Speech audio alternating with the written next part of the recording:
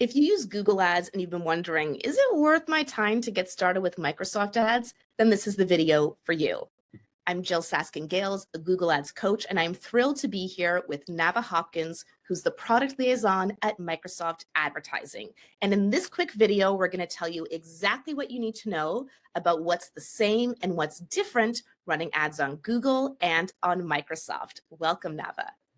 Jyll, thank you so much for having me. I could not think of a better person to do a deep dive on Google versus Microsoft and the mechanics. So just thrilled to be here, thrilled to share.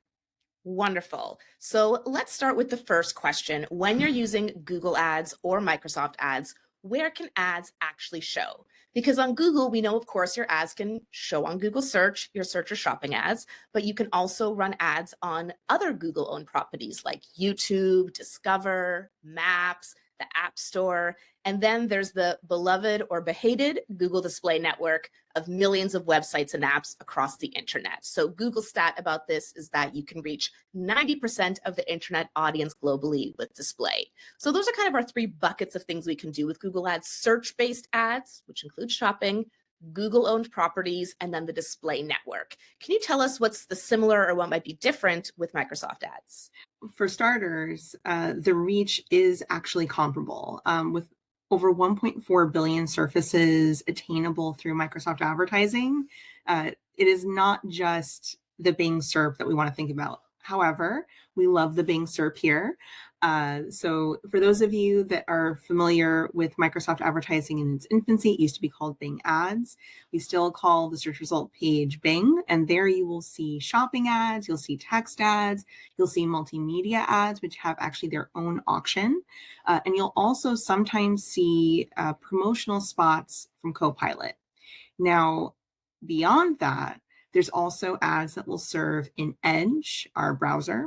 There are ads that will serve on Xbox. There are ads that will serve with our partners like DuckDuckGo. There are CTV placements that you can invest, think HBO Max.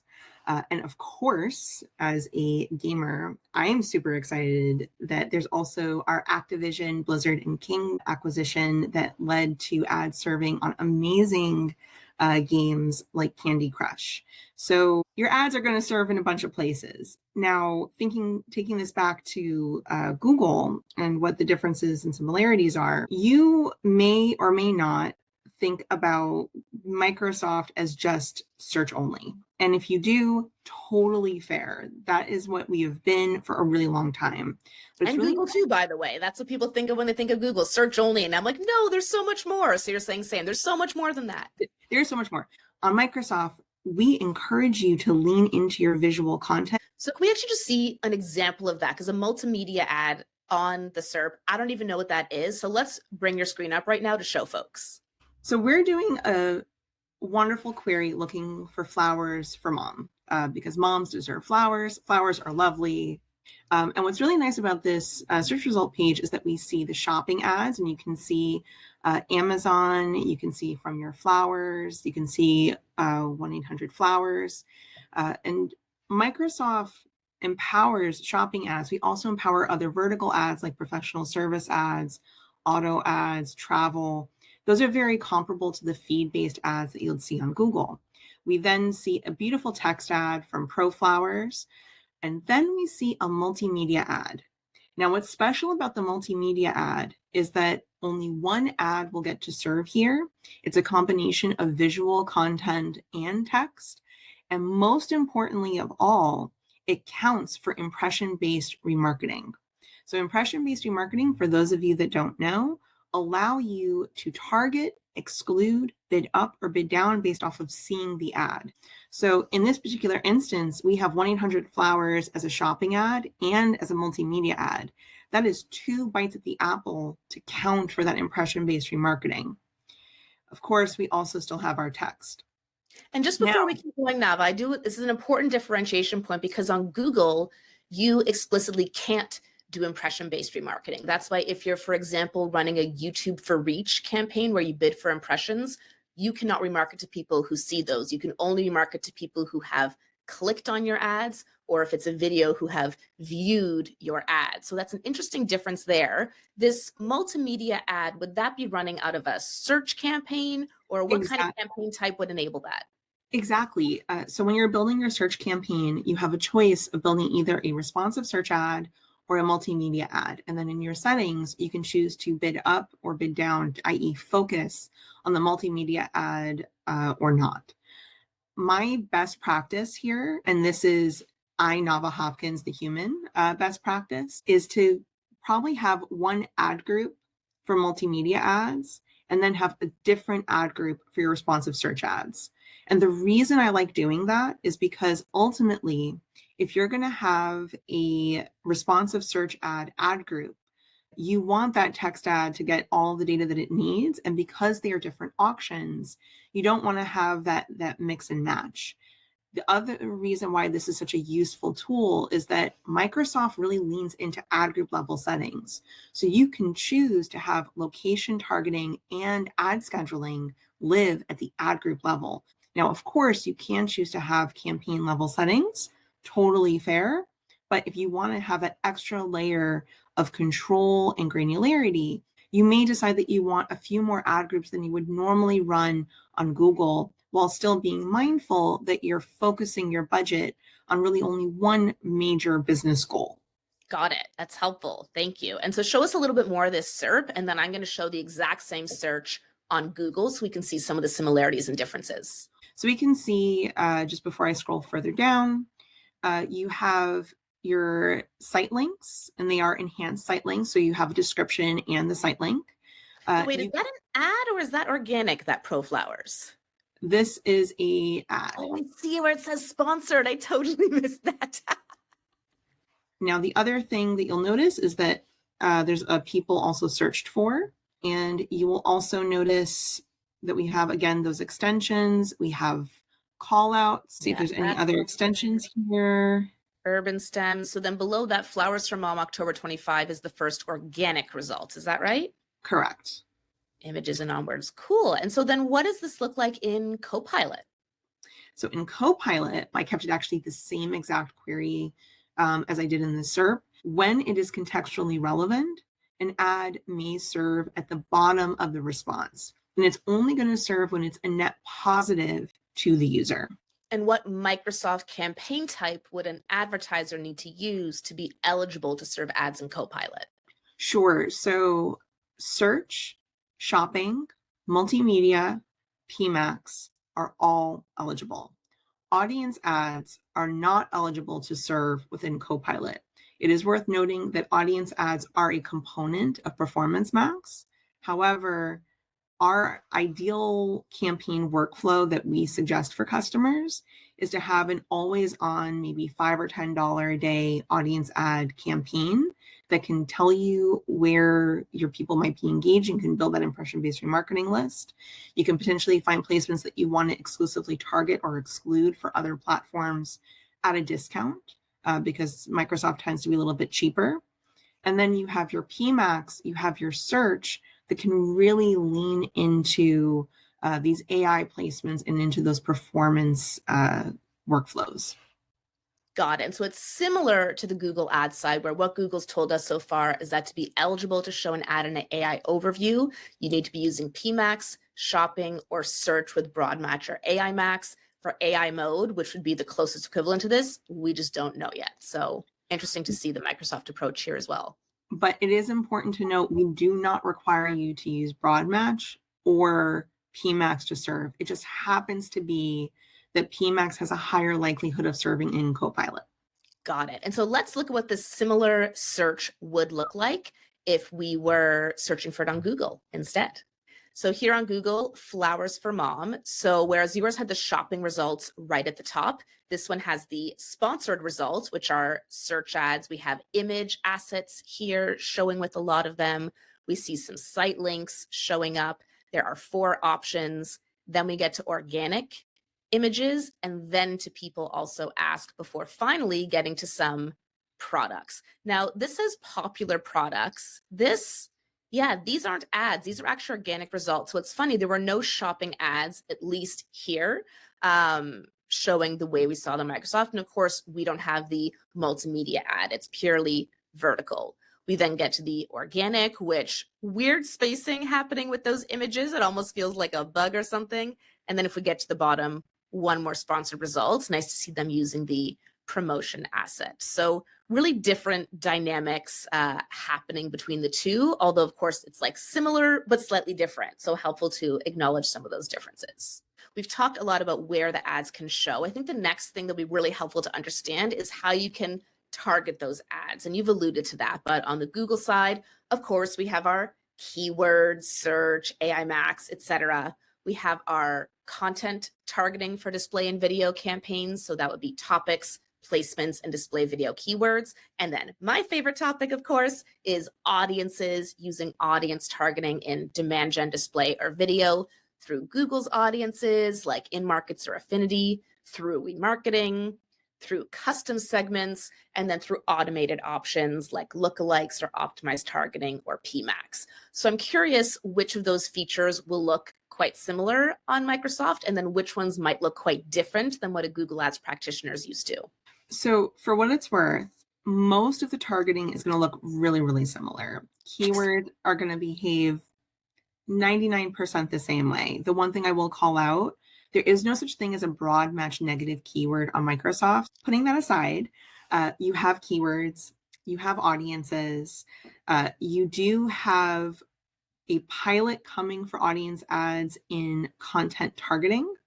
And then there's also placement targeting and placement exclusions. It is worth noting that we also offer the ability to target within bundles within Microsoft's properties. So for example, say you really want to serve on a particular series of content on MSN, or you really just want to serve on the Bing SERP. You'll be able to say, I want to do this bundle or this bundle. Now, what is important to note with search, you can exclude, if you so desire, MSN, you can exclude Outlook, you can't exclude Yahoo. On audience ads, you absolutely are welcome to exclude any properties that you know are not a good fit. Within Microsoft advertising, you can do a lot of LinkedIn targeting. You can target based off of the industries, you can do the companies, and you also get to have a lot of additional signals factoring in, particularly with PMax. The B2B one is so interesting because that's a place where in Google, we often want to layer audiences in with search, but there's only a handful kind of B2B audiences to choose from. So with my understanding here, does that mean you could use some of the signals that Microsoft knows from LinkedIn and layer those LinkedIn audiences on top of your Microsoft search ads? Exactly so.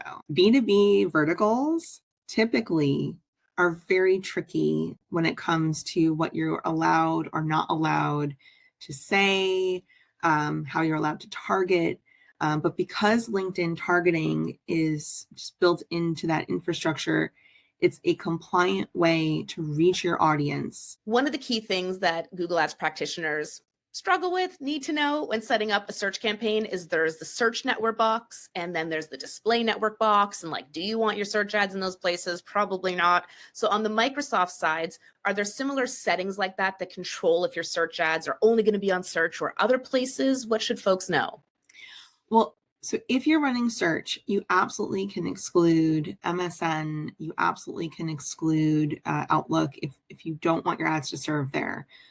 What I will say, because I'm at Microsoft, and so grain of salt, is that a lot of those placements actually drive a ton of value. What we saw when we would see search in combination with some of those display placements is a 7x improvement in conversion rate. So totally fair if you want to exclude them, like you can list that as an exclusion. But I would encourage everyone to run tests there. So just like Google would encourage you to run those tests, you're just going to do an exclusion through the website exclusion. If you want to target your ads to specific sites with audience ads, so the equivalent of demand gen effectively on Google, you are going to have your ads serve on Microsoft-owned properties. So MSN, Outlook, Bing, things like that. But if you want to target very specific placements, you will be able to target those very specific placements that you know are your winners. And conversely, if you know that you want to exclude placements that just are not a good fit, you absolutely can do that. What you should think about when it comes to search partners, display expansion, and all of that is that there are two reasons why someone may want to exclude those placements. Reason number one is that there's a budget constraint and that we do not have the budget for that incremental value, which is totally fair. The less fair mindset is that these placements are spammy because 10 years ago, those placements were spammy. Microsoft and Google and all the platforms have invested a lot in cleaning up those placements. So I would encourage everyone to build in kind of a wild and crazy test where you maybe allow 10% of your budget to be available to some of those placements that you may have historically not allowed, and just see if that incremental value, especially with impression-based marketing on the Microsoft side, can drive you success. Because ultimately, why we exclude placements is either because we don't think our people are there, which can invite some bias if we're holding those controls, or we think that there's just flat out bad traffic. And when there is bad traffic, we at Microsoft love hearing about it because it means that we can fix it. But I can say, at least we do have search partner placement reporting now. If you haven't seen that yet in Google, you have to go to Insights and Reports, Report Editor, Content Suitability, and then you'll be able to see those placements. I would say 9 times out of 10, when I look at that with a client, we look at the websites and we're like, what the heck is this? But then there's 1 time out of 10 we look and we're like, you know what? Okay, legit, our audience probably is here. And of course, you don't get that data unless you test it. So that's the trade-off. And for what it's worth, Microsoft has had search partners visibility since the beginning. We have always let you see where your ads are serving. So one thing I will actually call out, the way our reporting works is a little bit different than how Google's works. So where Google, it's all locked under the Insights tab, we ask you to go to our reporting or our tools tab, depending on the report you're looking to go for. And then if you're looking for PMax insights, that's under search term insights. If you're looking for your search campaign insights, so that might be shopping, that might be your traditional search campaigns, multimedia campaigns, that's going to be the traditional search terms. And then of course, the website publisher URL report is going to be where you see all of those placements. So just the naming schemes are a little bit different. The reports are there. Yeah, Google, since the current UI, it's like insights and reports, and then it might be when ad showed, where ad showed, or some have to go to report editor, but some you can just see it in the interface. So this has been great context to understand like what the similarities are, what the differences are, feels sort of like same language, different dialect going between Google Ads and Microsoft Ads. So if someone wants to get started on Microsoft, how would you suggest an advertiser would do that if they're, say, the kind of advertiser that maybe spends $1,000 to $2,000 a month on Google Ads? How should they start with Microsoft? And then if they're the kind of advertiser that maybe spends 6 figures a month on Google Ads, how might they get started with Microsoft? Well, the good news is both have an easy button with import. With that said, there are some important caveats there. Import can be super easy, quick import. You got your scheduled import going in. Any changes you make on the Google side or Meta or Pinterest, because we have imports for those as well. If you have $1,000 a month, you probably don't want to necessarily pull too much budget from Google. So a good rule of thumb, if you can find $50 to test something, and that might seem like super small, but there are advertisers on Microsoft that spend $2 a day. So if you can find $50, that is a reasonable test. And in part, it's a reasonable test because we are often feeding coupons into the ecosystem. So you can always find a coupon to make that $50 turn into $150 to get that test. So take that for what you will. The way I would think about it is you need fewer campaigns on Microsoft than you do on Google because of the amount of campaign specific settings that will live at the ad group level on Microsoft. So those schedules and that location targeting, combined with the fact that we allow ads to serve in the time zone of the user or the account, as opposed to Google that only serves in the time zone of the account, that might mean that 5 campaigns you had running could turn into 1. And then you just have the ad groups targeting those different markets. You might have just those different settings there. So that's one consideration. The next consideration is multimedia ads are the easiest way to make bank on Microsoft. For whatever reason, everyone thought multimedia ads were the display ads that would serve with search campaigns on MSN. Those ads are amazing. Like they are, but they are not multimedia ads. Multimedia ads are the ads we looked at where it's served on the right-hand side. A single advertiser will get it. It's a beautiful image with very specific text. It basically behaves like a display ad on the SERP. And it is a powerful way for you to get started, especially given that you can convey a whole bunch of information without the user ever having to click. So if you don't have the budget for all of those clicks, great way to get started is with multimedia ads. The other thing I would consider, especially if you're in the smaller budget range, you might be using local service ads on Google. Professional service ads are a powerful feed-based way to do a lot of that. So where with local service ads, you may not have as many settings. You can do a lot more negative work and bid adjustment work, and there's more things you can do. So that's another consideration. And just so I understand now, a professional service ad on Microsoft would be like a shopping ad, but you can do it for services. Is that right? Effectively. So say you're a CPA or a lawyer and you want to connect with your local market. That's what professional service ads are for. And they serve on the search result page for those local sort of queries. They are not governed by Microsoft's comparable to Google business profiles. They're not powered by the Bing Places for Business. They are specifically an ad type that lives within Microsoft Ads. You do need to contact support to get started, but they are definitely worth checking out. Now, you'll notice I didn't say PMax. PMax requires at least 30 conversions in a 30-day period in order to really have a chance for success. And the odds of you having those 30 conversions in a 30-day period, if you have a really small budget when you're first getting started, is just really low. You could do micro conversions, you could kind of hack the system, but the odds are low. Whereas if you have a slightly larger budget, say $5,000, $10,000 a month, it's a little bit more accessible. So it really does depend on your definition of small.